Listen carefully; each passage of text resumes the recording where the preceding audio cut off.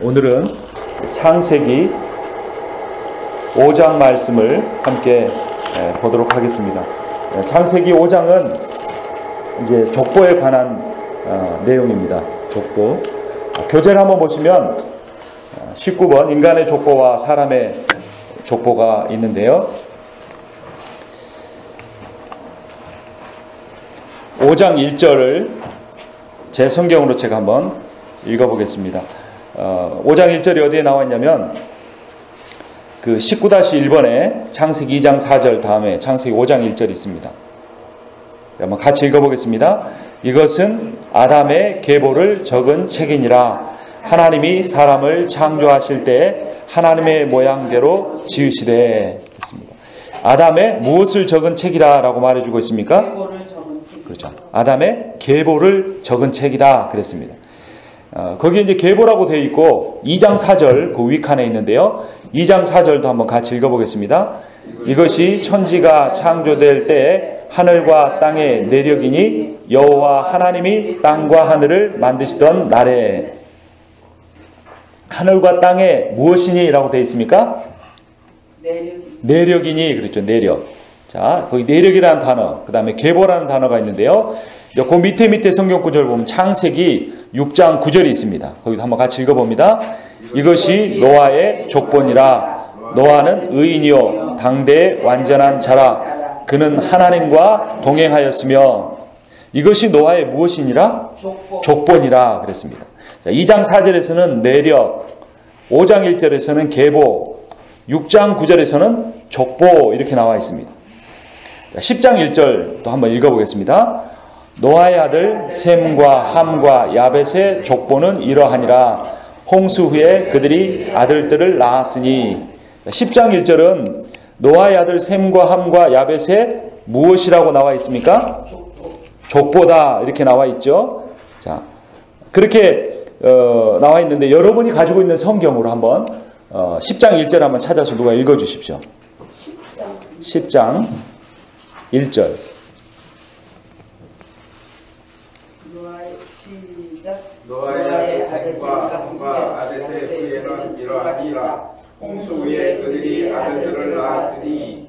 예, 셈과 함과 야벳의 무엇이라고 나와 있습니까? 후예라고 되어 있죠. 후예. 후예가 무슨 뜻이죠? 후손이라는 뜻이죠. 후손이라는 뜻이죠. 자, 그리고 그렇게 이제 이 성경 구절에 이제 여러분이 가지고 있는 건 한글 개역판이죠. 제가 가지고 있는 개역 개정판인데 이제 바뀐 겁니다. 후예라는 단어를 개정판에서는 뭘로 바꾼 거죠? 족보다라고 바꿨습니다. 이제 거기 성경 구절이 창세기 10장 1절, 11장 10절, 27절, 25장 12절, 19절, 36장 1절, 37장 2절 이렇게 구절들이 있는데 나중에 집에 가서 한번 그거를 개역 한글판으로 찾아보시면 각각 다른 단어들로 기록됐다는 걸 알 수 있을 겁니다. 근데 개역 개정판 성경은 다 뭘로 통일해서 번역을 했습니까? 족보다 그랬습니다. 족보. 자, 그런데 위로 쭉 올라가시면 19-1번에 창세기는 10개의 족보로 이루어진 책이라 그랬고 족보하고 가로 열고 뭐라고 되어 있습니까? 톨레돗이라는 톨레돗. 이 톨레돗이 히브리어입니다. 그러니까 이 10개의 성경 구절마다 제가 밑줄 긋고 굵은 글씨로 표현된 단어는 다 히브리어로 어떤 단어입니까? 톨레돗이에요. 톨레돗. 톨레돗이라고 하는 단어로 다 번역되어 있는데 개역 한글판은 다 다른 단어로 번역을 했고 그나마 개역 개정판이 이제 6장 9절부터 37장 2절까지는 족보라고 통일을 시켰는데 앞에 두 단어는 다른 단어로 표현한 겁니다. 내력이니 또 계보를 적인 책이니라 이렇게 다르게 번역한 겁니다. 제가 이 사실을 왜 이렇게 자세하게 설명을 드리냐면 창세기를 10개의 문단으로 단락으로 나눈다면 어떻게 나눌 수 있는가라는 걸 신학자들이 연구를 했습니다. 그리고 가만히 이 창세기를 연구해 보니까 톨레돗이라는 단어가 계속 반복된다는 사실을 알았습니다. 그래서 이 창세기는 10개의 톨레돗으로 이루어진 것이다. 그러니까 창세기가 이 톨레돗을 영어로 헬라어로 번역을 한 뭐냐면 게네세오스라는 단어입니다. 게네세오스. 근데 여러분 창세기를 영어로 말할 때 뭐라고 그러죠? 게네시스라고 하는 거예요. 게네세우스라는 헬라어에서 게네시스라는 말이 나온 겁니다. 기원이라는 시작 이런 뜻이 나온 겁니다.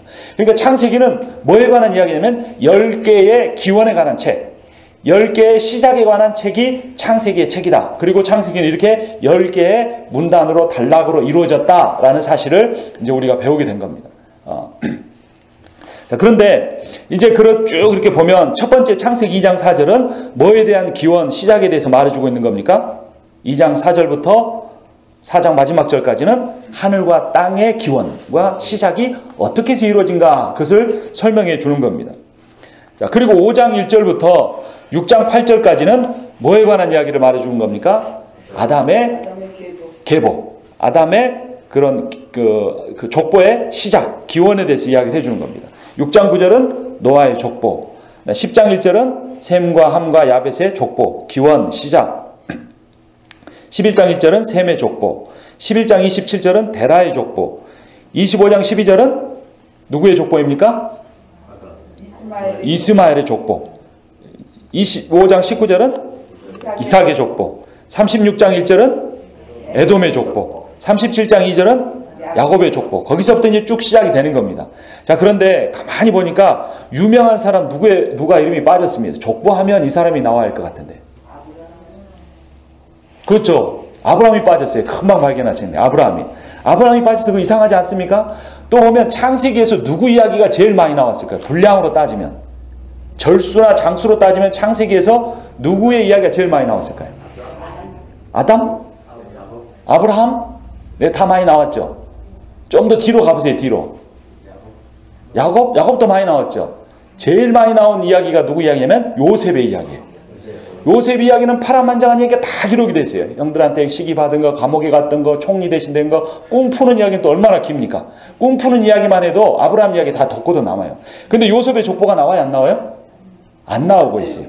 근데 이제 이 히브리인들의 족보를 기록하는 방식을 알아야 되는데, 임상훈의 족보다 그러면 거기에는 임상훈의 이야기보다는 누구의 얘기가 나오냐면 임상훈의 장남인 임지역의 이야기가 쭉 나오는 거예요. 그러니까 누구의 이야기를 기록할 때 그 아버지의 족보니라라고 시작을 하는 겁니다. 자, 그렇게 한번 다시 보면 창세기 11장 27절은 누구의 족보라고요? 데라의 족보예요. 그러니까 누구 이야기가 나오겠습니까? 이제 데라의 아들인 아브라함의 이야기가 쫙 펼쳐지는 겁니다. 그리고 창세기 37장 2절을 보면 누구의 족보다? 야곱의 족보다. 사실은 누구 이야기를 하려고 하는 겁니까? 야곱의 아들인 그렇죠. 요셉의 이야기를 하려고 하는 겁니다. 그래서 여러분들은 이 창세기를 히브리어 그 구조를 통해서 볼 수 있는 눈을 가지시게 된 거예요. 창세기는 몇 개, 10개의 뭘로 구성되었다고요? 톨레도트로 구성되었다. 근데 톨레도트가 무슨 뜻이라고요? 기원이다, 시작이다. 네. 시작이다. 어떤 가문의 기원, 시작. 그런데 왜 아브라함의 족보는 없다고요? 그 아브라함의 이야기가 누구 이름 족보로 시작한다고요? 아버지인 데라 이야기로. 이 요셉 이야기는 그의 아버지인 야곱의 이름으로 시작한다라는 겁니다. 자, 그래서 이제 창세기는 족보를 기록합니다. 자, 그럼 구약에서 제일 먼저 나온 책은 뭐죠? 창세기죠. 너무 어려운 질문하니까 헷갈리시죠? 창세기가 제일 먼저 나옵니다. 근데 그러면 신약에서는 무슨 책이 제일 먼저 나옵니까? 마태복음이죠. 그렇죠? 더 어려운 건 더 빨리 맞추시네. 그렇죠? 마태복음이 제일 먼저 나옵니다. 그런데 창세기가 이렇게 족보로 시작을 했어요. 이제 좀 5장부터이긴 하지만, 근데 사실은 2장 4절부터 족보 이야기고 5장 1절도 다 족보니까 족보로 시작한 거예요. 10개의 족보로 된 거예요. 그러면 신약 성경의 처음 시작인 마태복음도 뭘로 시작해야 맞겠어요? 족보 이야기로 시작해야 맞아요. 여러분 그런 거예요, 안 그런 거예요? 마태복음 1장 한번 보시죠. 마태복음 1장.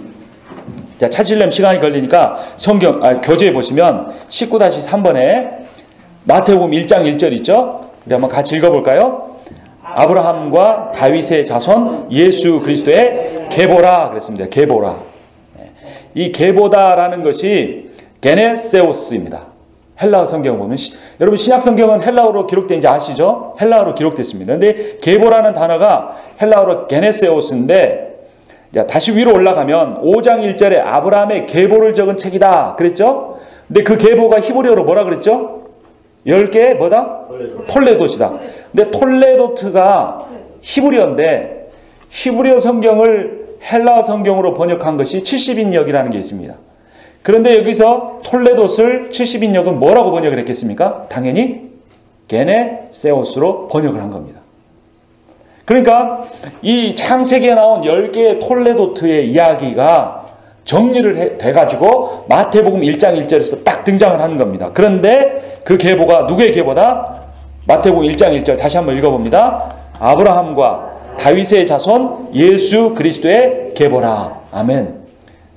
신구약 성경을 통틀어서 가장 중요한 인물 세 사람 누구일까요? 첫 번째 아브라함, 두 번째 다윗, 그 다음에 신약의 예수 그리스도. 이렇게 족보를 정리해서 예수 그리스도의 계보다 족보다라고 하는 겁니다. 그러니까 이 창세기와 이 마태복음이 잘 연결된다는 것을 알 수 있습니다.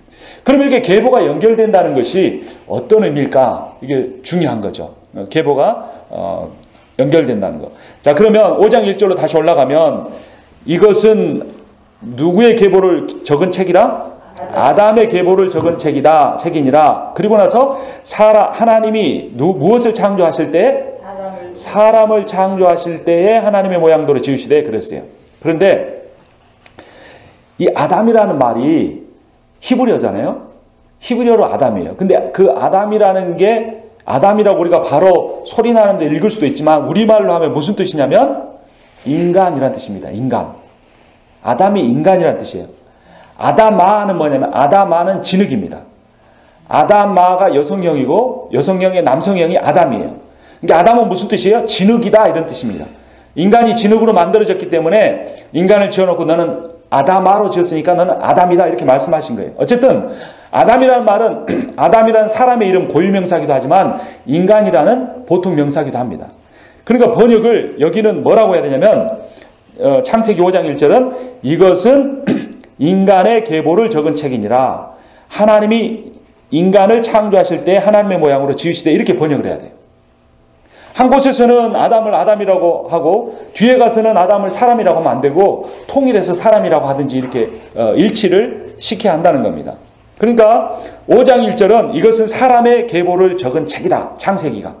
그런데 그 사람의 계보 이야기가 결국은 어떻게 됩니까? 그의 후손인 노아의 시대에 와서 그 후손들의 타락으로 인해서 완전히 홍수의 심판을 받아서 다 죽어버리게 됩니다. 그리고 이후에 또 하나님이 구원해 주셨는데 바벨탑 사건으로 인해서 그 인류의 언어가 다 혼잡하게 돼서 온 땅이 흩어져 버리고 하나님의 심판을 받게 됩니다. 그러니까 인간의 족보는 인간의 계보는 어떤 겁니까? 멸망의 족보입니다. 심판의 족보입니다. 그런데 마태복음 1장 1절에서 그 족보에 누가 연결되는 겁니까? 게네세우스라는 단어, 톨레도시라는 단어를 연결해서 예수 그리스도로 연결되게 해주는 것입니다.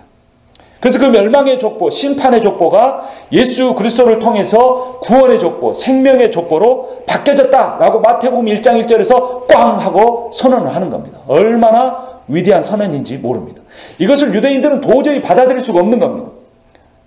어떻게 저 나사렛에서 태어난 예수 그리스도가 아브라함과 다윗의 그 위대한 계보를 잇는 그런 인물이 될 수 있는가? 그러나 우리는 잘 압니다. 아브라함과 다윗이 얼마나 타락한 한 인간에 불과했다는 것을. 그들에게는 구원이 없었습니다. 그들에게는 생명이 없었습니다. 그런데 예수 그리스도가 그 족보에 들어가심으로 생명과 구원이 그들에게 주어진 것입니다. 그래서 19-3번 그 밑에를 보면 예수 그리스도의 계보는 타락한 인간의 계보를 회복시키기 위한 것이다 라고 되어 있죠. 그리고 그 밑에 그러면 그 예수 그리스도의 계보로 이어지는 사람들은 어떻게 살아야 하는가? 고린도전서 15장 45절이 이렇게 말해주고 있습니다. 함께 읽겠습니다. 기록된 바 첫사람 아담은 생명이 되었다 함과 같이 마지막 아담은 살려주는 영이 되었나니 그러나 먼저는 신령한 사람이 아니요 육의 사람이요 그 다음에 신령한 사람이니라. 첫 사람은 땅에서 났으니 흙에 속한 자이거니와 둘째 사람은 하늘에서 나셨느니라. 무릇 흙에 속한 자들은 저 흙에 속한 자와 같고 무릇 하늘에 속한 자들은 저 하늘에 속한 이와 같으니 우리가 흙에 속한 자의 형상을 입은 것 같이 또한 하늘에 속한 이의 형상을 입으리라. 아멘. 아멘. 자, 첫사람 아담은 생명이 되었다. 그러니까 하나님이 흙으로 사람을 만드시고 거기에 생기를 불어넣으시니까 뭐가 되었다? 생명이 되었다. 여기서 생명이라는 것은 특별한 게 아니라 살아있는 living things 되었다는 거죠. 그런데 그것이 이제 첫사람 아담이고 두 번째 마지막 아담은 살려주는 영이 되었나니. 그래서 마지막 아담은 누구이겠습니까? 그렇죠. 예수 그리스도이시죠. 첫사람 아담은 어디의 사람이다? 밑줄 그어진 대로 보시면 육의 사람이다. 그 다음에 예수 그리스도는 신령한, 영에 속한, 신령한이라는 걸 지워버려야 합니다. 영의 사람이다 이렇게 합니다. 신령하다 그러면 좀 이상하잖아요. 뭐 이렇게 신들린 거, 굿자라는 무당 이런 신령하다 그런 의미는 아니지만 영의 사람이다 이렇게 육과 이렇게 대비되게 해야 됩니다. 스피리추얼. 그리고 첫사람은 어디에 속한 자다? 흙에 속한 자다. 아담이라는 뜻이 뭐라 그랬죠? 아담아, 진흙에서 왔다고 그랬죠? 흙에 속한 자다. 그런데 둘째 사람은 하늘에서 나셨느니라. 그러니까 지금 아담과 둘째 아담, 마지막 아담 예수 그리스도를 비교해 줍니다. 근데 더 중요한 것은 우리가 첫째 아담에 속할 것인가 마지막 아담에 속할 것인가인데 그 밑에 보면 흙에 속한 자들은 저 흙에 속한 자와 같고 무릇 하늘에 속한 자들은 저 하늘에 속한 이와 같으니 우리가 여기 있는 우리가 흙에 속한 자의 형상을 입은 것 같이 또한 하늘에 속한 이의 형상을 입으리라. 아멘. 우리는 어디에 속한 이들입니까? 하늘에 속한 이들입니다. 그럼 우리의 소망은 하늘에 있습니다. 잠시 왔다가 가는 이 세상에 있는 것이 아니라 하늘에 있는 겁니다. 지금도 하늘 보좌에서 온 우주 만물을 다스리고 계시는 하나님의 아들이고 그 하나님의 딸들이라는 겁니다. 우리가 이 세상에 있는 거 아무것도 가져가지 못합니다. 여러분 사람은 죽으면 어디로 갑니까? 땅에 묻히죠. 옛날에는 옵션이 하나밖에 없었는데 지금 옵션은 2개입니다. 좋아졌는지 모르겠어요. 옛날에는 어떻게 되는 것밖에 없습니까? 땅에 묻혀서 점점점 썩어가는 겁니다. 이제는 옵션이 2개가 됐습니다. 뭐죠?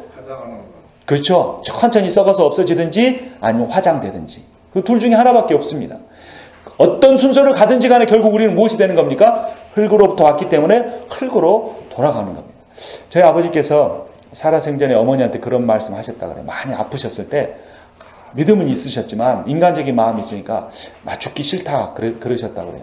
왜 죽기 싫으냐고 그렇게 많이 살았으면 됐지.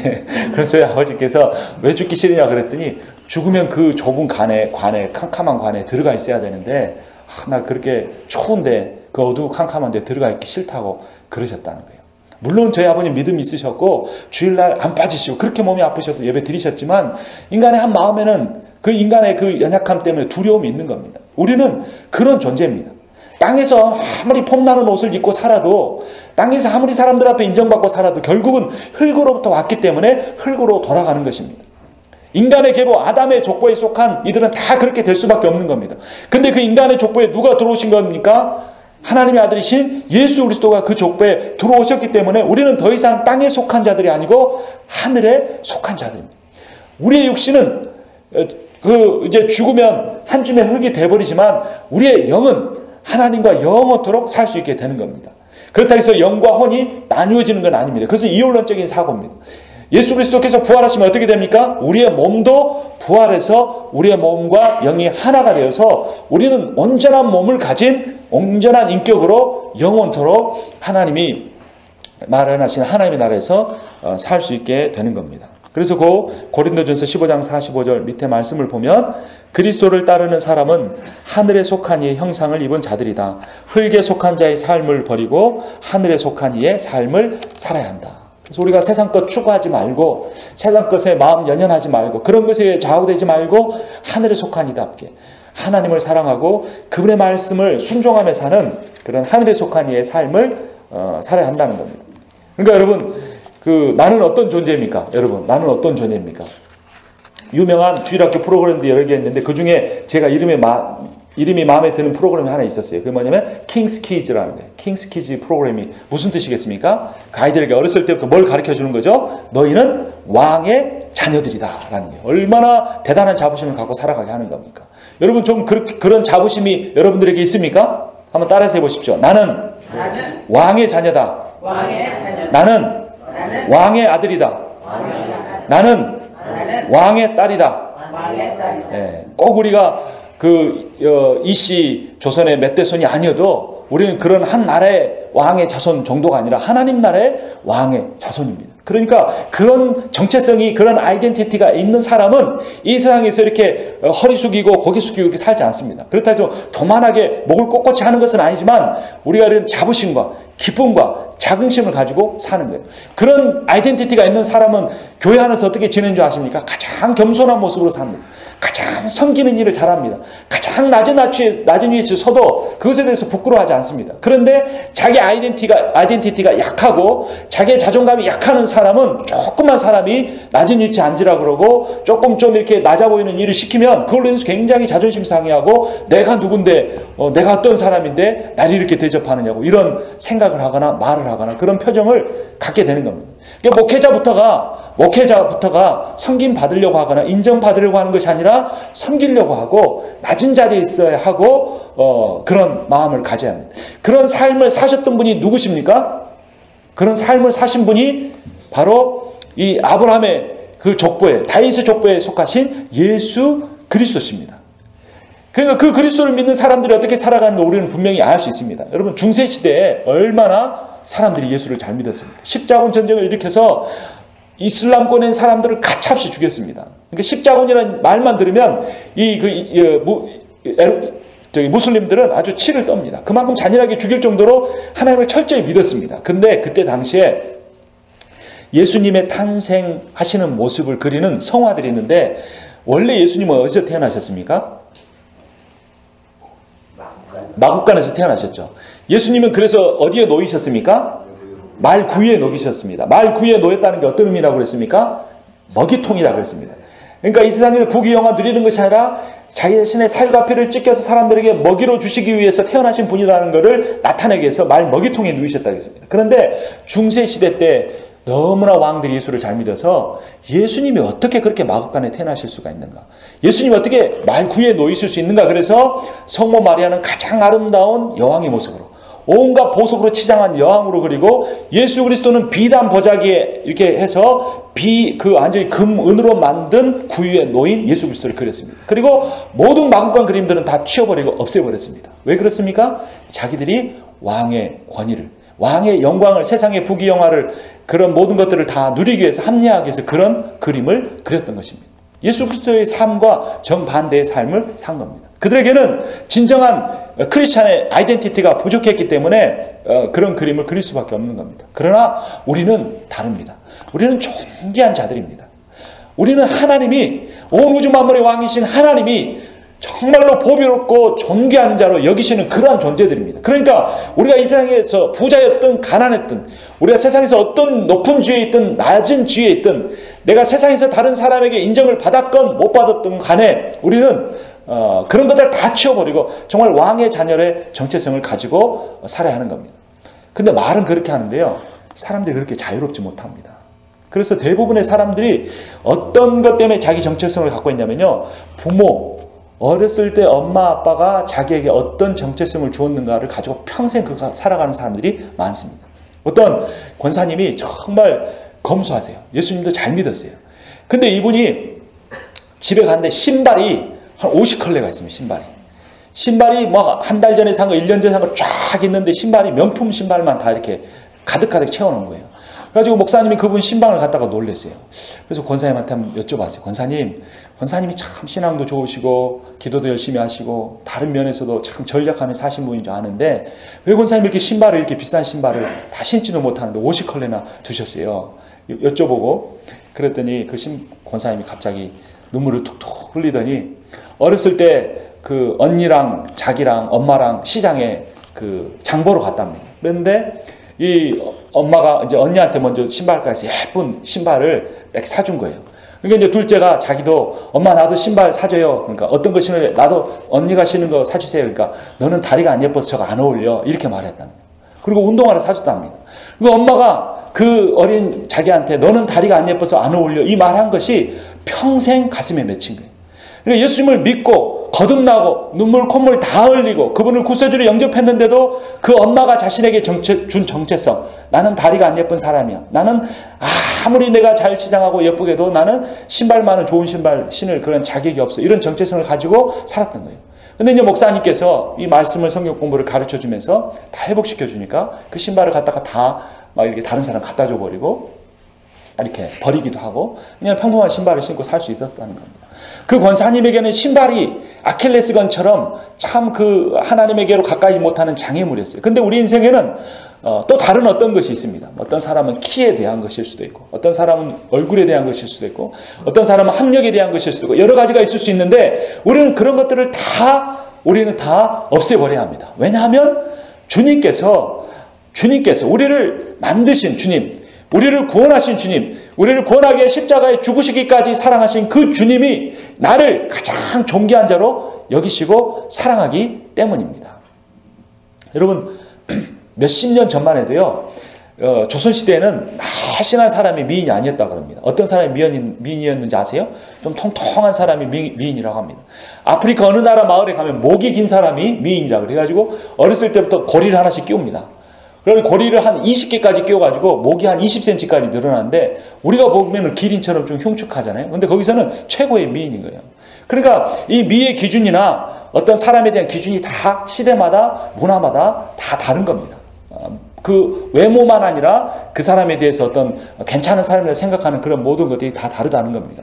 그래서 우리는 가장 중요한 것은 무엇이냐면 우리가 흙에 속한 자가 아니고 하늘에 속한 자들이라는 그런 아이덴티티와 정체성을 가지고 살아야 한다는 겁니다.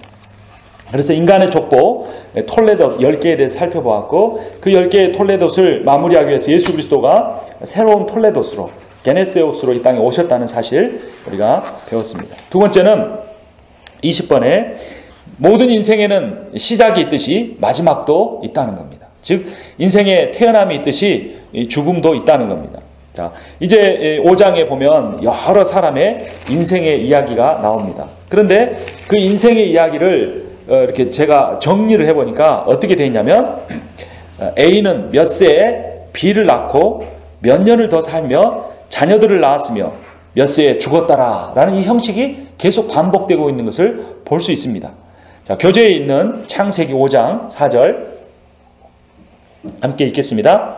아담은 셋을 낳은 후 800년을 지내며 자녀들을 낳았으며 그는 930세를 살고 죽었더라. 예. 아담은 셋을 낳고 몇 년을 지내며 자녀들을 낳았고 몇 세에 죽었더라. 이게 계속해서 반복되고 있는 겁니다. 성경을 우리가 읽을 때, 묵상할 때 관찰하면서 중요하게 생각해야 할 게 뭐냐면 반복입니다. 반복. 성경은 한자 한자가 다 빼도 안 되고 더해도 안 된다 그랬잖아요. 그럼 하나님께서 이걸 그냥 이 귀한 지면을 반복하는 게 아니라는 겁니다. 그러니까 반복되는 것은 무조건 뭐한 거다? 중요한 거다라는 거 우리가 깨달아야 돼요. 근데 계속해서 반복되고 있습니다. 족보를 다 기록한 것도 아닙니다. 빠진 사람도 있지만 이 사람들의 이름도 넣고 그 형식을 반복하고 있는데 그 반복된 형식을 통해서 강조하려고 하는 게 무엇이겠습니까? 모든 인간은 결국 뭐한다? 죽는다. 이것이 진리입니다. 진리.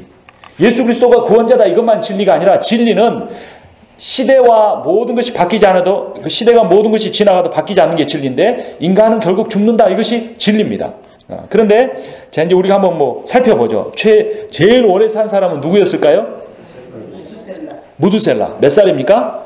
969살이나 살았습니다. 아주 대단하게 살았죠. 한 10배는 산 것 같습니다. 그렇죠? 그 다음에 라멕은 몇 살 살았습니까? 777세. 멋지게 살았죠. 행운의 세븐이 3개나 있습니다.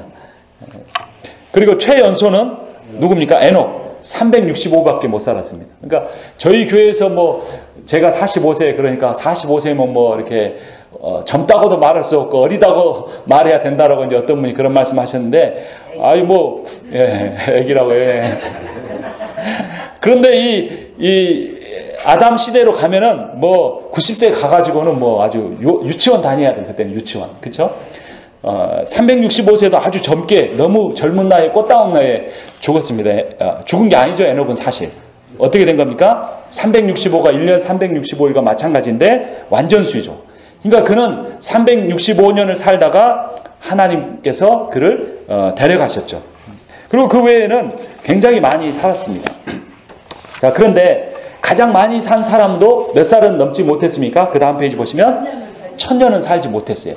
그러니까 이 1000이라는 숫자는 그러니까 성경에는 숫자는 다 의미를 갖고 있습니다. 그러니까 1000이라는 숫자는 완전수예요. 퍼펙트한 숫자. 그러니까 인간이 오래 살긴 했지만 무두셀라도 1000년을 살지 못했다. 이것은 무엇을 가르쳐 주는 거죠? 인간의 수명이 영원하지 못하다. 인간은 결국 언젠가는 죽는 존재다라는 것을 무두셀라의 969세가 우리에게 말을 해주고 있는 겁니다. 몇십 년만 더 살았으면 1000년 채웠을 텐데 채울 수가 없는 겁니다. 자, 그리고 또 하나는 베드로후서 3장 8절 같이 봅니다. 사랑하는 자들아, 주께는 하루가 1000년 같고 1000년이 하루 같다는 이 한 가지를 잊지 말라. 1000년을 살았다고 할지라도 1000년을 하루같이 여기시는 하나님 앞에서 우리는 뭐와 같은 존재입니까? 하루살이와 같은 존재라 그러죠.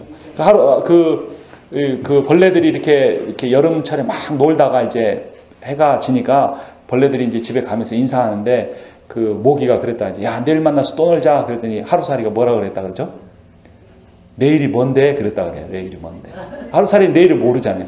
이거 이제 하루살이 이제 죽어야 되는 거죠. 근데 모기가 그걸 모르고 하루살이한테 그런 인사를 했다 그래요. 근데 사실은 우리가 뭐 80세를 사느니 90세를 사느니 100세를 사느니 하지만 그것이 하나님 앞에서는 정말로 하루살이의 인생과 같다는 겁니다. 근데 우리가 그 짧은 인생에 너무나 이 흙에 속한 사람들처럼 아둥바둥 인생을 살면서 허비해서는 안 된다는 겁니다.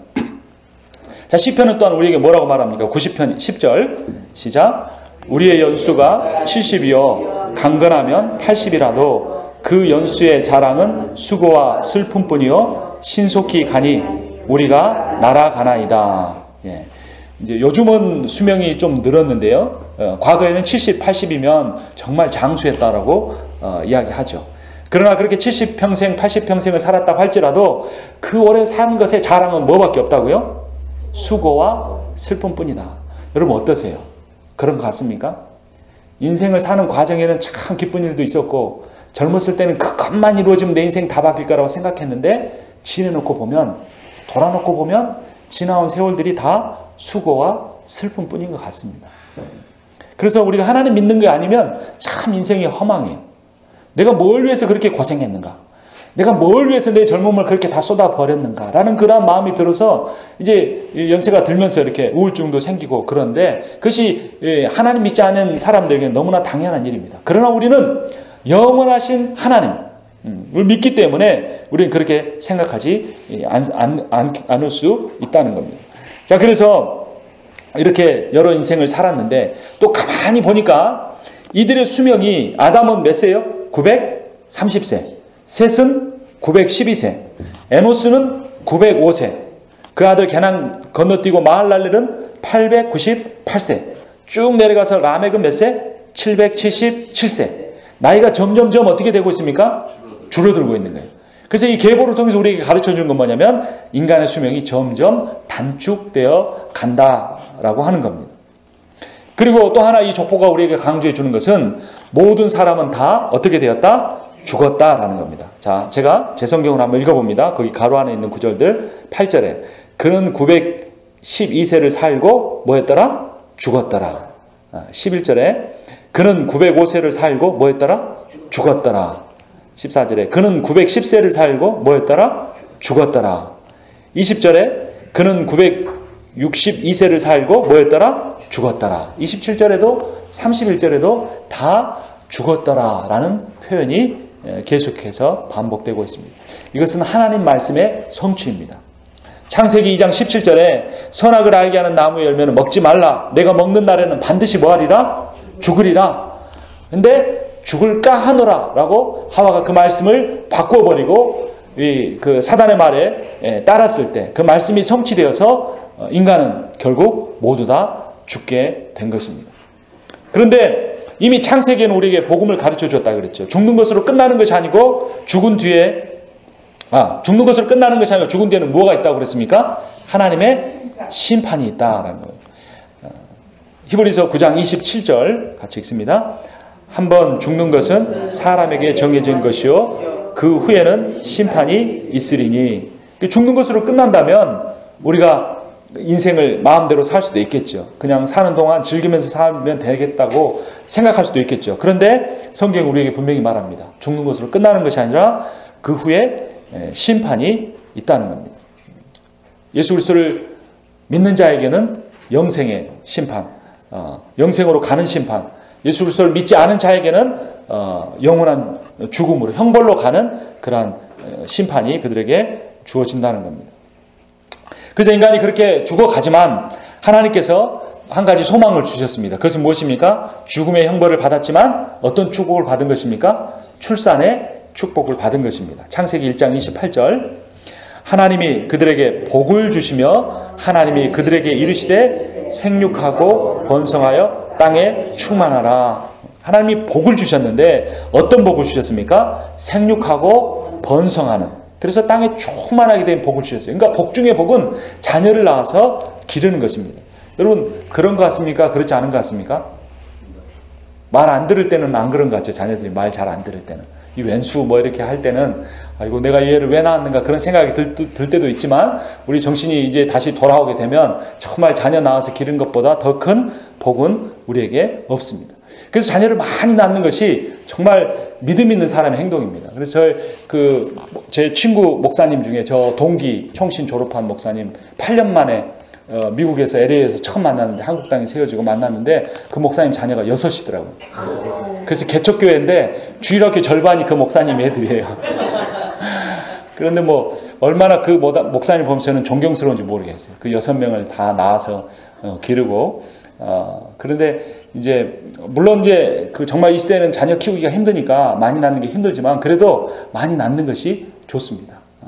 그래서 그렇게 많이 자녀를 낳아서 하나님 말씀으로 양육해서 그들이 하나님의 사람이 될 때 이 세상이 그 자녀들로 인해서 되어 가는 것이죠. 그래서 우리는 자녀를 낳는 복을 받았습니다. 그런데 자녀를 낳은 후에는 결국 우리는 어떻게 됩니까? 죽게 됩니다. 죽게 되는데 여러분 죽는 것이 형벌일까요? 축복일까요? 축복이다. 네. 예, 웃으십니까? 저는 정말 하루 종일 이렇게 수고하고 새벽부터 이렇게 수고하다가 밤에 이렇게 자려고 누웠을 때 그것도 늦게까지 다음날 설교 준비하다가 이게 침대에 누워가지고 다리를 쭉 펼 때 얼마나 기쁜지 모르겠어요. 다리를 쭉 펴면 거의 어떨 때는 한 14시간 만에 16시간 만에 다리를 펴는 경우가 있어요. 그럼 쭉 펴면서 잠이 막 오려고 하는데 정말 그 순간이 제일 행복한 순간인 것 같아요. 열심히 일하고 피곤한 몸으로 다리를 쭉 펴고 잘 수 있다는 거. 이 잔다는 것이 얼마나 기쁨인지 모르겠어요. 반면에 인생에서 가장 괴로운 일은 뭐겠습니까? 잠 못 자는 거예요. 불면증. 잠 안 오면 밤에 너무 괴로운 일이에요. 그렇죠? 이리 뒹굴 저리 뒹굴 백부터 거꾸로 막 다 세봐도 안 되고 뭐 성경 갖다가 예레미야서 뭐 다 읽어도 잠이 안 오고 그럼 정말로 괴롭죠. 네. 그러니까 잠잘 수 있다는 게 정말로 축복이에요. 그런데 제가 어떤 한 영화를 봤는데요. 이제 지금도 의학이 발달하니까 인공장기가 만들어졌잖아요. 그래서 이제 만약에 간이 안 좋다. 그러면 이제 간은 모르겠는데 특히 심장은 인공장기가 인공심장이 만들어져요. 그걸 교체를 할 수가 있는 거예요. 그러니까 다 교체를 하는 겁니다. 그래서 뭐 심장이 나쁘다. 그럼 부자들은 뭐 가서 쇼핑하듯이 다 모델 봐고 탁 누르면은 바로 수술해 놨는 겁니다. 그러면 그 대장, 소장 다 바꾸고 뭐 지금도 성형하지만 뭐 코 모델 이걸 하면 다 바꾸는 거, 얼굴도 다 바꾸고. 그러니까 뭐 뇌만 남기고 뭐 다 바꾸는 겁니다. 그렇게 사람이 몇백 년을 사는데 이제 가난한 자기 친구들도 다 죽고 형제도 다 죽는 거예요. 부모도 죽고 자식도 죽었어요. 그래서 자기 혼자 몇백 년을 살다가 그 사람이 그 영화에서 마지막 그 대사가 겁니다. 제발 나를 죽게 해달라고. 제발 나를 내 부모가 간 그곳, 내 자녀가 간 곳, 내 친구가 떠나간 그곳으로 나도 떠나갈 수 있도록 제발 나를 죽여달라고 애원하는 그게 영화의 한 장면입니다. 그러니까 인간이 범죄한 채로 이 세상에서 영원토록 산다는 그것은 정말로 무지무지한 형벌인 겁니다. 우리가 하루의 일과를 끝내고 노곤한 그 육신의 다리를 쭉 펴고 평안한 잠을 잘 수 있듯이 그래서 성도에게는 죽음이 아닙니다. 그래서 우리나라 말은 참 성경적인 말이 많아요. 뭐죠? 이게 뭐라고 하죠? 죽었다 안 하시고 뭐 하셨다? 돌아가셨다 그렇죠. 돌아가셨다는 게 무슨 뜻입니까? 그러니까 그 전제가 뭐예요? 왔던 곳이 있으니까 다시 갔다는 겁니다. 뭐 그 기원이 어쨌든 간에 우리는 성경적으로 해석하는 거예요. 하나님으로부터 왔다가 하나님께로 돌아갔다. 또 소천했다 그렇죠. 그 하늘로 하나님 계신 하늘로 돌아갔다 있습니다. 근데 저는 그거보다 더 마음에 드는 표현이 있습니다. 지금 성도가 뭐 하셨습니다? 운명하셨다. 예, 운명하셨습니다. 하나의 표현이고 지금 성도분이 뭐 하셨습니다? 주무셨다. 그것도 좋은 표현이고 잠드셨다. 예, 잠드셨다라고 하는 거죠. 주무셨다 그러면 금방 깨어날 것 같으니까 잠드셨다 그러니까 그게 정말로 성경적 표현인 것 같아요. 잠들었다. 왜 그렇죠?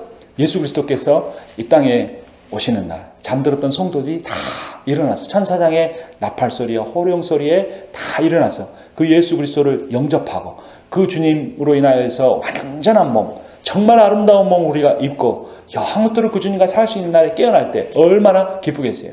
그러니까 여러분 잠도 제대로 자야죠. 잠 푹 자고 아침에 일어나면 어때요? 기분이 엄청 상쾌하잖아요. 그러니까 우리도 그 잠들 때 아주 기쁜 마음으로 막 찬송하면서 웃으면서 막 이렇게 눈물을 흘리지 않고 웃으면서 이렇게 잠들어가지고 이렇게 푹 자고 나면 부활할 때도 어떻게 부활하겠어요? 개운한 마음으로 확 부활하겠죠. 여러분 꿀같이 자면은 뭐 하는 것 같아요?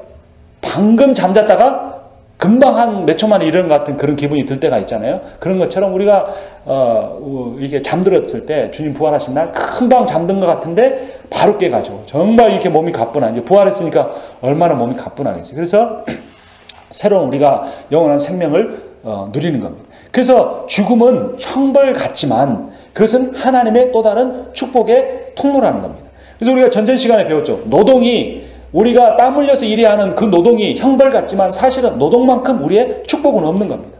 여자에게 있어서 그 출산의 고통보다 더 심한 고통은 없지만 그 출산보다 더 큰 축복은 없는 겁니다. 그래서 하나님은 우리의 실수와 우리의 죄악으로 인하여 받을 형벌조차도 결국에는 그 형벌을 통해서 진정한 것, 진리, 영원한 것, 정말로 기쁨의 축복의 길로 갈 수 있는 길을 하나님께서 열어주셨다는 겁니다. 그러니까 얼마나 하나님이 정말 멋지신 분인지 지혜로우신 분인지를 우리가 깨달을 수 있는 겁니다. 그러니까 여러분 하나님 믿는다는 것을 잘 알아야 돼요. 옛날에 율법적으로 신앙생활하고 그런 분들은 하나님 하면은 두려워해요. 하나님 하면은 무슨 내가 좀 잘못하면 벌 받을까? 또 내가 그 하나님 앞에 말씀 못 지킨 거 이런 걸 생각하고 그래서 주일날 예배 드리러 와서도 어떻게 한다고요? 항상 기도한 뭐예요? 알고 지은 죄, 모르고 지은 죄, 그러면서 막 눈물만 뚝뚝 흘리고 지난 한 주간도 하나님 말씀대로 살지 못했으니까 그러니까 부정적인 것만 막 생각하는 거예요.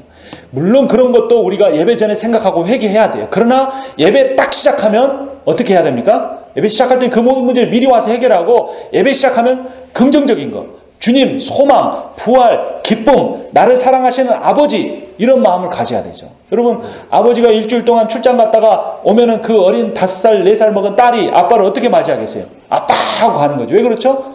아빠가 나에게 뭐 선물 줄 거 기뻐해서 그렇기도 하지만 나를 사랑하는 아빠 만나니까 기뻐하잖아요.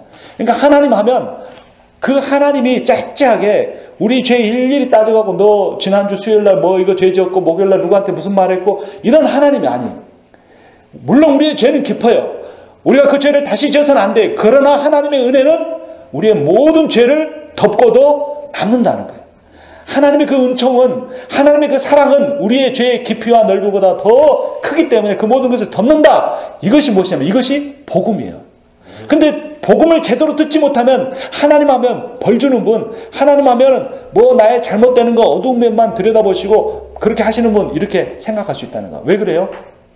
목사님들이 잘못 가르쳐서 그래요. 우리 부모 세대가 그 옛날 그 유교 사상과 그 옛날 그 전통적인 그 사고를 성경에다 집어넣어서 그렇게 된 겁니다. 그래서 우리는 하나님을 아버지라 부를 수 있는 그러한 존귀한 자녀들입니다. 아바가 무슨 뜻이라고요? 아빠다 그러네요. 아빠. 그러니까 하나님 앞에 서면 나는 몇 살이다? 여러분이 한번 원하는 대로 한번 해보세요. 하나님 앞에 서면 나는 몇 살이다? 2살. 예? 2살. 2살, 10살, 뭐 3살 다 됐어요. 이제 예배 시간에 그렇게 70, 80, 90처럼 40, 50처럼 하지 마십시오. 네. 어린아이처럼 춤추고 어린아이처럼 기뻐하고 어린아이처럼 이렇게 막 한방 웃음 믿고 그러면은 어린아이들은 모이면 어떻게 해요? 어린아이들 모이면 안 싸우잖아요. 안 째려보잖아요. 그러니까 만나면 기뻐하고 막 이렇게 애들은 특징이 뭐냐면 금방 싸우고 또 어떠죠? 뒤돌아서는 금방 친해져요. 엄마한테 금방 야단 맞고도 금방 희죽희죽 웃고 그게 어린아이인 거예요. 어린아이와 같이 못하면 천국에 못 간다 그랬죠. 그러니까 예배 시간에 오면 어린아이처럼 뭐 지난주에 싸웠어도 뭐 어쨌든 간에 상관없어요. 우리끼리 주님으로 인해서 기뻐하고 행복해하고 하나님이라는 단어만 떠올리면 내 가슴에 막 이렇게 소망이 샘솟듯하고 이렇게 되는 것이 신앙생활인 거예요. 이것이 복음인 거예요.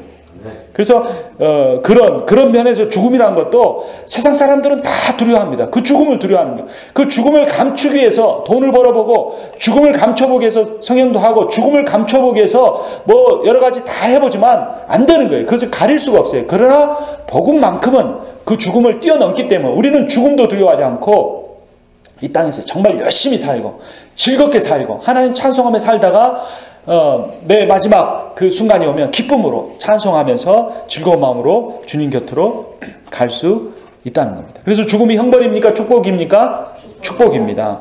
그리스도를 만난 사람에게 죽음은 더 이상 저주가 아닙니다. 그래서 빌립보서 1장 21절에서 사도 바울은 이렇게 고백을 하고 있습니다. 같이 봅니다.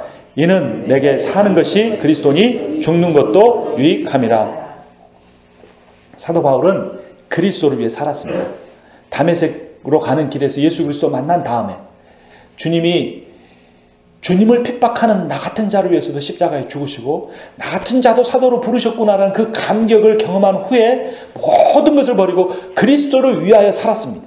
그래서 자기가 사는 목적도 그리스도이기 때문에 내가 죽는 것도 내가 그리스도께로 가는 것도 유익이다. 그러나 내가 죽지 않고 이 땅에 있는 것은 마지막까지 주님께서 내게 맡겨주신 사명 감당하기 위해서다 라고 사도 바울이 말했던 겁니다. 그래서 예수 그리스도께서 부활로 죽음을 이기셨기 때문에 죽음도 우리에겐 축복인데요. 그래서 고린도전서 15장 55절 읽습니다. 사망아 너의 승리가 어디 있느냐. 사망아 내가 쏘는 것이 어디 있느냐. 사망은 사탄을 말합니다. 죽음의 권세를 가지고 우리를 조종하려고 하는 자, 사망아 너의 승리가 어디 있느냐 라고 말하는 겁니다. 예수 그리스도가 부활하셨기 때문입니다. 로마서 6장 23절 죄의 싹은 사망이요 하나님의 은사는 그리스도 예수 우리 주 안에 있는 영생이니라. 아멘. 죄 지으면 싹을 받습니다. 군인이 월급을 받듯이 여기서 싹이라는 단어는 헬라어로 로마 군인들이 받는 월급이었어요. 죄 짓는 사람이 받는 월급은 사망이다. 그러나 하나님의 은사는 이라고 말합니다. 은사가 여기서는 선물이라고 번역이 돼야 돼요. 고쳐져야 합니다. 하나님이 주시는 선물은 무엇이다? 그리스도 예수 우리 주 안에 있는 영생이다. 여러분 선물은 돈 내고 받습니까? 그냥 받습니까? 그냥 받는 거예요. 그것이 선물이에요. 그래서 하나님께서 우리가 한 것이 아무것도 없는데 우리의 공로가 아무것도 없는데 하나님께서 예수 그리스도를 십자가에 죽게 하심으로 우리에게 영원한 생명을 은사로 주셨다라는 겁니다. 그래서 우리는 더 이상 죽음에 매여 있는 그런 존재들이 아니라는 겁니다. 그리고 창세기에서도 이 죽음의 형벌에서 벗어나는 길을 미리 보여주는데 그것은 창세기 5장 24절에 나와 있습니다. 교재에 있는 걸로 같이 읽어봅니다. 에녹이 하나님과 동행하더니 하나님이 그를 데려가심으로 세상에 있지 아니하였더라. 아멘. 아까 8절, 11절, 14절, 17절, 20절, 27절, 31절에 다 그들이 뭐 했더라? 죽었더라 돼 있는데 한 사람 누구? 이 에녹만큼은 죽었다라는 표현이 없습니다. 그는 하나님이 데려가셔서 세상에 있지 않았습니다. 산채로 주님 곁으로 간 겁니다. 그런데 중요한 단어가 무엇이냐면 에녹이 하나님과 무엇하였더니? 동행하였더니 하나님이 그를 데려가심으로 그는 죽지 않았더라 라고 성경이 강조해 주고 있는 겁니다. 하나님과 동행하는 삶, 이것이 중요합니다. 주님과 동행하는 삶. 창세기 6장 9절 봅니다. 이것이 노아의 족본이라. 노아는 의인이요 당대의 완전한 자라. 그는 하나님과 동행하였으며. 노아가 의인이라는 것은 그가 죄 짓지 않고 살았다는 그런 의미도 있지만 사실 더 중요한 의미는 그가 하나님과 뭐 했더라? 동행하였더라 라는 데 있습니다. 또 창세기 39장 2절 여호와께서 요셉과 함께 하심으로 그가 형통한 자가 되어. 요셉이 하나님과 함께 있었습니다. 또 사무엘상 16장 18절 소년 중 한 사람이 대답하여 이르되 내가 베들레헴 사람 이새의 아들을 본즉 수금을 탈 줄 알고 용기와 무용과 구변이 있는 준수한 자라. 여호와께서 그와 함께 계시더이다 하더라. 그와 함께 계신 이새의 아들은 누굽니까? 다윗이죠. 그와 함께 있는. 그래서 이 성경의 위대한 인물들에는 다 하나같이 어떤 표현이 있습니까? 하나님이 그와 함께 계셨더라. 여러분 인생의 가장 큰 축복은 뭐냐면요. 하나님이 나와 동행하고 계신다는 사실을 잊지 않고 사는 겁니다. 내가 그것을 기억한다고 하나님이 계시고 기억하지 못한다고 하나님이 동행하지 않으신 것은 아닙니다. 내가 그것을 믿는다고 하나님이 계시고 내가 믿지 못한다고 하나님이 나와 함께 계시지 않는 건 아닙니다. 하나님이 예정하시고 선택하셔서 우리를 구원하시고 우리와 동행하시고 절대로 떠나지 않으십니다. 그러나 우리가 그 사실을 알고 깨닫고 느끼고 살아가면 우리 인생이 달라진다는 겁니다. 하나님이 나와 동행하신다는 사실. 내가 그 초가 삼간에 살든 작은 방에 살든 큰 집에 살든 간에 하나님이 나와 함께 계신다는 이 사실, 영원토록 떠나지 않고 함께 계신다는 사실, 이 사실을 내가 깨달아야 합니다. 여러분은 어떤 사람하고 이렇게 한시도 떠나지 않고 같이 살고 싶으십니까? 여러분 누구하고 결혼하셨어요? 지금 배우자하고 결혼하셨잖아요. 왜 결혼하셨어요? 날마다 이렇게 데이트하고 집에 바래다 주고 그러니까 너무 이렇게 안타깝잖아요. 밤새 떨어져 있어야 되고 그러니까 평생 그냥 나하고 같이 살고 싶어서 결혼을 한 거잖아요. 그러니까 사람은 누구하고 같이 계속 살고 싶어 합니까? 사랑하는 사람하고 같이 살고 싶어요. 근데 부부도 사실은 이게 같이 밥 먹고 자고 아침에 일어나지만 직장에 가면 또 헤어져 있잖아요. 근데 그러니까 부부라고 할지라도 24시간 같이 있으면 사실은 쉽지는 않아요. 근데 누구만큼은 그렇지 않으시는 겁니까? 하나님 아버지. 그분만큼은 나와 24시간 함께 있기를 기뻐하시는 하나님이십니다. 여러분 아이들이 한 3살이나 4살쯤 됐을 때 그 아이 보면서 어떤 마음이 들어요? 이 아이 때문에 내가 행복하고 기쁘고 내가 이 아이와 함께 있을 수 있다는 사실 때문에 내가 참 내 삶에 어떤 활력소를 얻었었잖아요. 그러니까 그 아이하고 계속 같이 있어도 질리지 않고 힘들지 않았던 것처럼 하나님께서 나와 함께 계시는 것은 하나님이 나를 사랑하신다는 그런 의미인 겁니다. 그러면 우리도 그 하나님과 동행하기를 기뻐하고 살아가야 하는데 신명기 30장 20절 같이 봅니다. 내 하나님 여호와를 사랑하고 그의 말씀을 청종하며 또 그를 의지하라. 그는 내 생명이시오 내 장수이시니. 하나님이 나의 무엇이시다고요? 생명이시다. 나의 장수이시다. 그러므로 그분을 어떻게 하라는 겁니까? 사랑하라. 그리고 그 말씀을 청종하라. 듣고 순종하여 따르라. 그분을 의지하며 살아라 라고 하는 겁니다. 신명기 30장 6절 내 하나님 여호와께서 내 마음과 내 자손의 마음에 할례를 베푸사 너로 마음을 다하며 뜻을 다하여 내 하나님 여호와를 사랑하게 하사 너로 생명을 얻게 하실 것이며. 나에게 생명 주시는 하나님, 나를 사랑하신 그 하나님과 동행하며 사는 삶, 이것이 가장 우리 인생의 큰 기쁨이라는 겁니다. 자, 아멘. 그리고 21번에 이 하나님의 형상의 회복으로서의 구원은, 그러니까 구원이라는 게 무엇인가 여러 가지로 설명할 수 있는데 여기 창세기 5장 3절과 28절에 근거하면 구원이란 무엇이냐면 하나님의 형상을 회복하는 것이 구원이다 라는 겁니다. 자, 한번 보겠는데요. 이 창세기 5장 3절부터 5절 거기 보면 교재에 나와 있죠. 같이 읽어봅니다. 아담은 130세에 자기의 모양 곧 자기의 형상과 같은 아들을 낳아 이름을 셋이라 하였고 아담은 셋을 낳은 후 800년을 지내며 자녀들을 낳았으며 그는 930세를 살고 죽었더라. 예. 그 아담이 몇 세에 죽었습니까? 930세를 살고 죽었습니다. 그런데 이 아담이 그 아들 셋을 낳은 때가 몇 살이죠?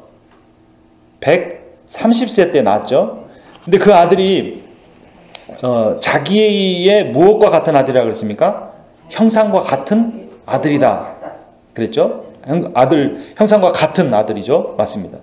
자, 그랬는데 그러니까 그랬는데 130세에 셋을 낳고 몇 년을 더 살았다고 그랬습니까? 800년을 더 살았어요. 800년을 더 살았어요. 근데 이 기간이 얼마만큼이냐면 거의 노아가 태어나기 직전까지입니다. 하나님이 노아 시대를 보고 심판하셨잖아요. 그러니까 아담이 금방 죽은 게 아닙니다. 자기가 뭐 100몇 세 때 낳고 그 다음 때가 100몇 세 때 낳고 이랬기 때문에 거의 7대 8대 손까지 자라서 땅에 퍼져서 사는 모습을 아담은 다 지켜봤던 거예요. 그래서 계산을 해보면 이 노아가 언제까지 살았던 거냐면 노아가 태어나기 126년 전에 죽었습니다. 그러니까 노아의 아버지 라멕이 살아있을 때까지 아담은 살아있었던 겁니다. 그러니까 이미 그때까지 갔을 때는 그 세상이 타락의 극치를 향해서 가고 있었어요. 그리고 노아가 태어나자 하나님 도저히 이 세상을 그대로 놔둘 수가 없다고 생각하시고 이 홍수로 세상을 심판하신 겁니다. 그러니까 아담이 자기의 형상을 따라서 아들을 낳아서 키웠는데, 자기 닮은 아들들 낳아서 키우고 그 아들이 또 아들을 낳고 7대손 8대손까지 이렇게 번성해서 수십만 수백만을 이루고 살아가는데, 그들이 행하는 것은 모두 다 죄뿐이고 악행이고 서로 죽이고 다투고 사기치고 미워하고 비판하고 하는 그러한 삶의 모습을 보면서, 그리고 결국 하나님이 심판하실 그 과정으로 가는 걸 보면서 아담의 마음이 어땠을까요? 여러분이 아담이라면 어떤 마음이 들었겠습니까? 여러분, 부모에게 있어서 가장 행복은 뭘까요? 여러분, 자식이 잘 되는 거죠. 그렇죠? 근데 만약에 한 아들은 재벌이 되고 한 아들은 집신장수를 하면 그 부모 마음이 어떻겠어요? 옛날에 그런 부모가 있었다 그러죠. 아버지는 첫째 아들은 우산장사, 둘째 아들은 집신장사. 가지고 비가 오면은 누가 좋은 거예요? 첫째 아들은 좋은 거예요. 근데 둘째 아들은 집신을 못 파니까 안 좋은 거죠. 날씨가 맑으면 둘째 아들은 집신을 많이 팔아 좋은데 첫째 아들이 우산이 안 팔리니까. 그래서 아버지가 비가 오나 날씨가 좋으나 걱정하고 살았다. 그게 아버지 마음이라고 그런 이야기가 있었어요. 그런데 이 부모 마음이 그런 것 같아요. 그래서 제가 자녀를 낳아서 기르면서 하나님 아버지의 마음을 조금 더 이해하게 된 게 뭐냐면, 제 자식 둘 중에 누구 하나 더 깊이 사랑하고 덜 사랑하고 이렇게 할 수가 없더라고요. 더 사랑하게 되고, 또 제 동생이 아직도 정신을 차리지 못하고 인생을 살아가지만 동생을 미워할 수 없는 게, 제가 아버지의 마음을 가져봤기 때문에 저희 아버지, 먼저 가신 아버지의 마음이 어떨까를 생각하기 때문에 그 동생을 여전히 사랑하고 위해서 기도할 수밖에 없고, 도와줄 수 있다면 조금이라도 도와주려고 하는 그런 아버지의 마음을 갖게 된다고 하는 겁니다. 그런데 아버지의 마음은 자식의 어느 하나라도 잘못되지 않고 같이 잘 되는 거예요. 그런데 아담은 지금 어떤 상황을 보고 있는 겁니까? 노아 외에는, 노아가 아직 태어나지 않았지만 그 아버지 라멕 외에는 아무도 제대로 사는 자녀들이 하나도 없는 거예요. 온갖 죄악과 온갖 범죄와. 근데 그들이 인간적으로는 실패한 인생을 산 것이 아닙니다. 가인은 애녹성을 쌓았고 그 아들들이 기계 문명을 만들어냈고 그들이 음악이라는 문화생활을 만들어내고 온갖 인간의 멋진 인생을 살아가고 있는 겁니다. 그러나 그 이면에는 죄악으로 가득 차 있기 때문에 그 하나님을 따르는 모습이 없기 때문에 심판을 향해 가고 있는 것뿐입니다. 그래서 자신이 하나님의 형상을 잃어버렸기 때문에 결국 내 형상을 따라 낳은 아들 셋이 경건했지만 계속해서 자손을 낳아갈수록 그 아들들이 하나님의 형상을 점점 잃어버리는 모습을 보면서 아담은 정말로 고통스러워하면서 그의 인생을 마무리했을 것입니다. 그래서 결국 그래서 구원이라는 것은 결국 무엇이냐면, 이 타락한 아담 안에 있었던 그 하나님의 형상을 회복하는 것이 구원이라는 것을 우리가 깨달아야 하는 것입니다. 우리가 한번 그 구절을 보겠는데요. 고린도후서 4장 4절, 우리 다음 페이지 25페이지 밑에서 네 번째 성경 구절, 4장 4절 같이 읽겠습니다. 그 중에 이 세상의 신이 믿지 아니하는 자들의 마음을 혼미하게 하여 그리스도의 영광의 복음의 광채가 비치지 못하게 함이니 그리스도는 하나님의 형상이니라. 아멘. 그리스도가 누구의 형상이라고요? 하나님의 형상이라는 거예요. 하나님의 형상. 자, 그래서 예수 그리스도를 믿는다는 것이 어떤 의미인가? 그 밑에 갈라디아서 4장 19절, 나의 자녀들아 너희 속에 그리스도의 형상을 이루기까지 다시 너희를 위하여 해산하는 수고를 하노니. 자, 그래서 구원이라는 것이 무엇입니까? 하나님의 그 형상을 또 다른 모습인 그리스도의 형상을 우리의 삶에 이루는 것이 구원이라는 겁니다. 그 밑에 로마서 8장 29절, 하나님이 미리 아신 자들을 또한 그 아들의 형상을 본받게 하기 위하여 미리 정하셨으니 이는 그로 많은 형제들 중에서 맏아들이 되게 하려 하심이니라. 그 아들의 형상을 본받아가는 과정, 이것을 교리에서는 뭐라고 하냐면 성화라고 합니다. 가로 안에 기록되어 있죠. 성화. 그리고 이 성화가 완성되는 것을 영화라고 하는데요. 그 밑에 고린도후서 3장 18절 읽겠습니다. 우리가 다 수건을 벗은 얼굴로 거울을 보는 것 같이 주의 영광을 보매 그와 같은 형상으로 변화하여 영광에서 영광에 이르니 곧 주의 영으로 말미암음이니라. 이 땅에서 우리가 예수 그리스도의 형상을 본받아 가는 것, 그것이 결국 하나님의 형상을 본받는 것이라고 그랬죠. 근데 그것이 이 땅에서는 완성이 됩니까? 안 됩니까? 완성이 되지 못합니다. 근데 예수 그리스도께서 이 땅에 오셨을 때는 우리가 다 어떻게 되는 겁니까? 그와 같은 형상으로 변화되는 겁니다. 완전했던 그 아담의 형상보다 더 완전한 형상, 즉 예수 그리스도의 형상으로 우리가 변화된다고 하는 겁니다. 자, 그렇다면 이제 우리는 그렇게 완전한 형상을 갖지 못했지만 우리들 안에 하나님의 형상이 있습니까? 없습니까? 하나님의 형상이 있어요. 남아 있어요. 근데 그 하나님의 형상이 온전합니까? 온전치 못합니까? 온전하지는 못한 거예요. 그런데 여러분, 동물에는 하나님의 형상이 있습니까? 없습니까? 없어요. 동물에는 하나님의 형상이 없습니다. 그러니까 인간이 왜 존귀한 존재인가? 타락했지만, 온전하지 못하지만 하나님의 형상을 갖고 있는 존재이기 때문에 우리는 다른 세상의 동물과는 다른 존귀한 피조물인 것입니다. 그런데 그렇기 때문에 우리가 형제 자매를 만약에 저 사람이 참 못났다, 저 사람 왜 저렇게 사는지 모르겠다, 이렇게 말하면 안 되는 그 이유가 무엇이라고 성경에서 가르쳐주고 있냐면 그 형제 자매 안에 있는 하나님의 형상이 못됐다, 못났다, 별것 아니다 말하는 것과 똑같기 때문에 그렇게 해서는 안 된다라고 성경이 우리에게 가르쳐주고 있는 겁니다. 비록 파괴되고 타락한 형상이지만 우리는 모두 다 하나님의 형상을 따라 지음받은 존재들이기 때문에 세상의 다른 어떤 피조물보다 존귀합니다. 그러나 우리의 현재 상태는 온전치 못하기 때문에 우리로 하나님의 형상을 본받게 하기 위해서 이 땅에 오신 예수 그리스도, 그분을 우리가 따르고 그분의 삶을 쫓아가고 그분의 말씀에 순종하며 살 때 우리가 예수 그리스도의 형상을 조금씩 닮아가게 되는 겁니다. 근데 여러분, 결국 그렇다면 예수 그리스도의 형상을 닮아가게 되면 그 마지막 모습이 무엇일까요? 그 마지막 모습이 무엇일까요?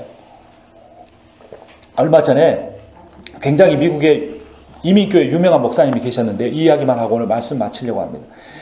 이분이 한국에도 교회를 개척하고 미국에도 여러 곳을 개척할 정도로 굉장히 유명한 목사님입니다. 근데 얼마 전에 돌아가셨어요. 근데 이 목사님이 얼마나 설교를 잘하셨는지 그분이 돌아가신 다음에도 그 미국의 여러 교회와 한국의 강남에 있는 그 교회가 다른 목사님을 청빙하지 않고 그 목사님 설교 테이프를 예배 시간에 틀면서 예배를 드립니다. 그리고 그게 그 목사님 얼마나 설교를 잘하시길래, 그리고 이제 유튜브에 그 목사님 설교가 돌아다니는데 설교 내용이 완전히 복음만 이야기합니다. 이 땅의 것을 바라보지 말고 하늘의 것을 바라보며 살아라, 이런 내용이에요. 그리고 많은 대형교회들이 타락했고 저건 온전한 모습이 아니다고 말합니다. 그러니까 강남에서도 그렇게 똑똑한 사람들이 그 목사님이 죽은 후에도 그 목사님 테이블을 틀면서 예배를 드리고 있는 거예요. 그런데 얼마 전에 뉴스에 또 한 가지 기사가 났는데 그 목사님이 자살을 했다는 겁니다. 그러니까 그 목사님이 그 전에도 우울증을 겪었고 우울증 약을 안 먹으면 밤에 잠을 못 잘 정도로 힘들었다는 거예요. 근데 말씀만큼은 그렇게 완전한 복음을 증거했던 겁니다. 그래서 그것에서 또 논란이 됐어요. 이미 죽은 목사님 설교 테이블 틀면서 예배 드리는 것도 온전치 못하다 그랬는데 그 목사님이 자살했다고 그러니까 그 목사님에 대한 온갖 비난이 다 있으면서 그 목사님 설교까지 다 폄하를 하면서 이제 다 이렇게 비판을 하는 겁니다. 여러분, 이게 어떻게 된 일일까요? 하나님의 복음을 그렇게 잘 증거했던 목사님이 왜 그렇게 자살로 인생을 마무리할 수 있었을까? 근데 어떤 분들은 그렇게 말합니다. 우울증이라고 하는 게 심각한, 정말 그분이 우울증에 의해서 죽은 거면 사람이 암에 의해서 죽듯이 우울증에 의해서도 결국 죽을 수밖에 없다는 것이 현대의학의 발견입니다. 근데 이제 어쨌든 간에 성경에서 말하는 것은 무엇이냐면 설교는 그 성령의 은사입니다. 은사라는 건 뭐냐면 방언을 하든 예언을 하든, 예언이라는 게는 미래 일을 말하는 게 예언이 아닙니다. 맡길 예자 말씀은 자, 말씀을 맡아서 가르치는 것도 은사입니다. 구제하는 것도 은사고, 그러니까 은사라는 건 뭐냐면 그 사람의 인격과 상관없이 하나님이 주시는 선물이에요. 은사라는 거는 영어로 기프트입니다. 그러니까 그렇기 때문에 설교를 아무리 잘한다고 할지라도 그 설교가 그 사람의 인격은 아닐 수 있다는 거예요. 그러니까 반대로 바꿔 이야기하면 그 목사님이 자살했을지라도 그 목사님이 자살했기 때문에 그 목사님이 전한 복음이 다 거짓말이에요. 이렇게 말하는 건 맞아요? 안 맞아요? 안 맞아요. 그 목사님이 연약했다고 할지라도 인격이 미성숙하고 그랬다고 할지라도 하나님은 그 목사님을 통해서 제대로 된 복음을 증가하실 수가 있는 거예요. 근데 제가 무슨 말씀을 드리려고 하냐면, 그러니까 성령의 은사는 그의 인격과 관련이 없지만 그의 인격과 100% 관련이 있는 게 있는데 그게 뭐냐면 성령의 열매입니다. 성령의 열매는 그 인격이 하나님과 온전히 동행하지 않냐면, 요셉과 또 다윗과 또 아브라함과 그 성경 위대한 인물과 같이 하나님과 동행하지 못하면 나타날 수가 없는 것이 성령의 열매입니다. 성령의 열매가 무엇이죠? 사랑과 희락과 화평과 오래 참음과 자비와 양성과 충성과 온유와 절제, 이런 9가지 열매인데 그 중에 가장 중요한 것은 무엇입니까? 사랑이라는 열매가 그것을 뭉뚱그린다면 그것으로 이야기할 수 있는 거예요. 그러니까 아무리 제가 설교를 잘해도 저의 인생에 사랑이 없으면, 가족에 대한 사랑, 성도에 대한 사랑, 불쌍한 영혼에 대한 사랑이 없으면 그것은 제 인격에서 나온 것은 아닐 수 있다는 거예요. 그러나 제가 설교를 좀 못하거나 제가 기도를 잘 못한다고 할지라도 제 인격 속에 예수 그리스도 때문에 나타나는 사랑이 있으면 그분은 성령이 그 안에 계시는 분이에요. 그래서 그 성령이 주는 열매가 그 인생에서 맺어지게 되는 거라는 거예요. 그러니까 그 아담에게서 파괴된 형상이라는 궁극적으로 무엇이냐면 하나님에 대한 사랑이 파괴된 겁니다.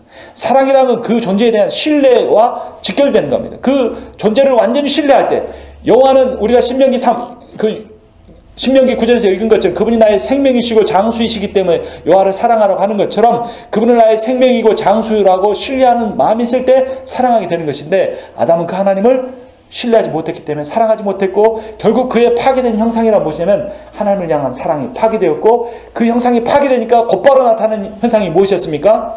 하와. 내가 먹고 싶어서 먹은 것이 아니라 하나님이 주신 저 하와가 따먹게 된, 그래서 내가 먹었다. 그러니까 뭐 하라는 겁니까? 나 심판하지 말고 하와 심판하라는 거예요. 그 내 뼈 중에 뼈, 살 중에 살이라고 한 아내를 향한 사랑이 즉시 파괴된 겁니다. 하나님 형상이 파괴된 증거이고, 그 형상을 따라 낳은 아들 가인과 아벨이 어떻게 된 겁니까? 하나님 앞에 예배드리는 현장에서 그 동생을 잡아 죽이는 처참한 일을 하는 것.